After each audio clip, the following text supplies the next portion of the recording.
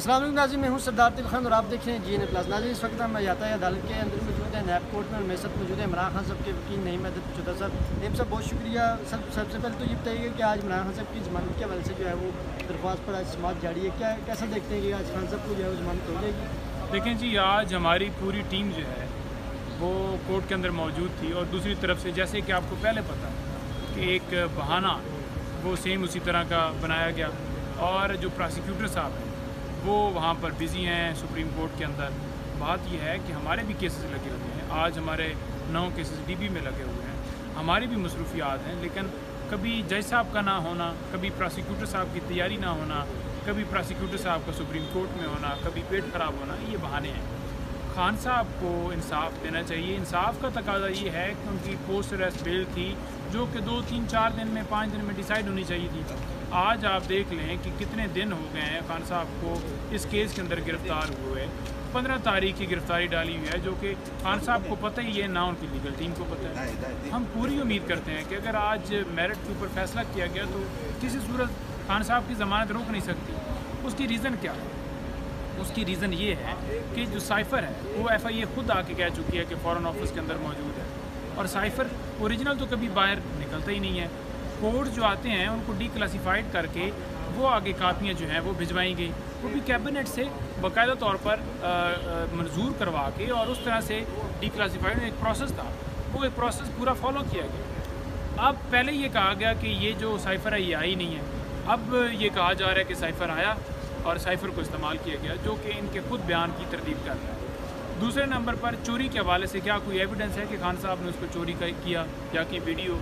Prime minister office में कैमरे लगे हुए, हर चीज़ रिकॉर्ड का हिस्सा है। अगर वहाँ पर जो स्टाफ है वो मौजूद है और कस्टोडियन वो होता है, यही खान साहब ने FIA के अंदर भी स्टेटमेंट दी कि चोरी मैंने क्यों करनी थी, और जो PM ऑफिस का कस्टोडियन है वो उसका स्टाफ है, सेक्रेटरी है, वहाँ पर लोग सारे बैठे होते हैं, वो ज़िम्मेदार हैं अगर हुई भी है।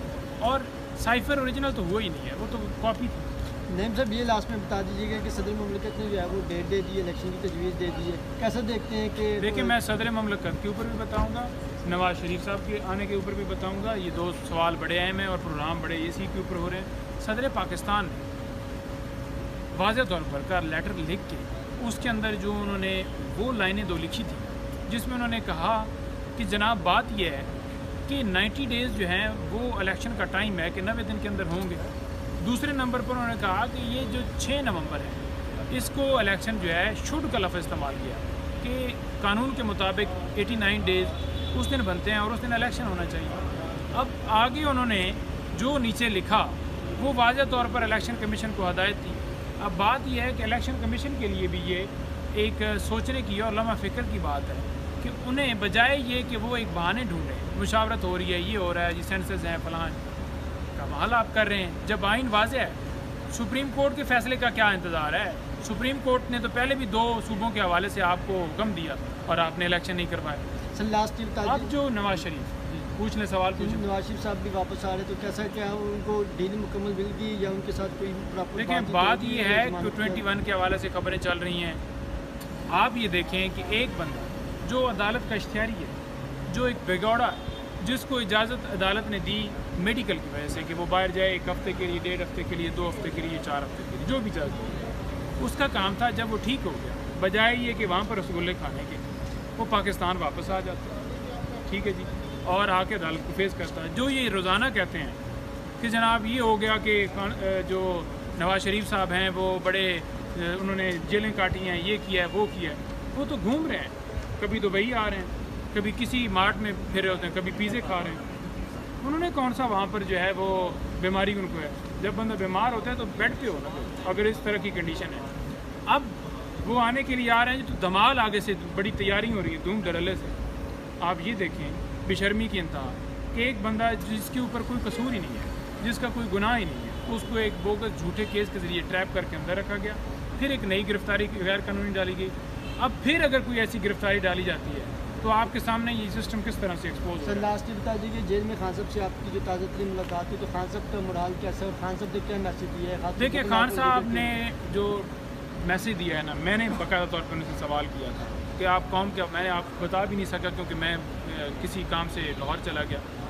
तो खान साहब का वाज़ेह एक पैगाम उन्होंने कहा कि देखें, बात ये है कि मुझे वाकई उन्होंने उस सेल में रखा हुआ है, नो डाउट गर्मी है वहाँ पर और कीड़े भी बालों में होते हैं, लेकिन उन्होंने कहा मेरे लिए ये 5 स्टार। वो क्यों? कि जब कोई मकसद होता है, ये उनके अल्फाज थे, जब कोई मकसद होता है तो आप मकसद के लिए फिर आप कुछ भी कर देते हैं। और ये मकसद यहाँ पर ये है कि हमने इस मुल्क को आज़ादी दिलाई, और आज़ादी प्लेट में नहीं मिलती, कुर्बानी देनी पड़ती। मैं हर तरह से तैयार हूँ और आप लोगों ने भी पीछे नहीं हटना। मैं कभी आपका सर जो है शर्म से नहीं। Thank you so